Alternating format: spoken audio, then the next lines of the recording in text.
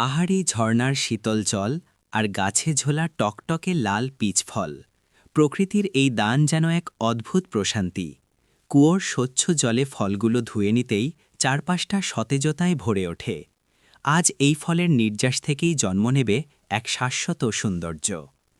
Pitch ফলের খোসা আর ইয়াংমেই বেরির সেই গাঢ় লাল রং যখন আগুনের তাপে ফুটে ওঠে, মনে হয় যেন প্রকৃতির সমস্ত লালিমা এই পাত্রে এসে মিশেছে। কোনো কৃত্রিম রং কি আর এই সজীবতাকে হার মানাতে পারে?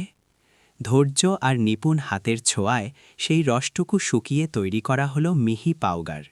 তারপর তার সাথে মৌচাকের খাঁটি মোম আর সুগন্ধি তেল মিশিয়ে চলল এক জাদুকরী রূপান্তর। তরল মিশ্রণটি যখন ধীরে ধীরে ছাঁচে ঢালা হয়, তখন নিস্তব্ধতায় মিশে থাকে এক গভীর সৃষ্টির আনন্দ।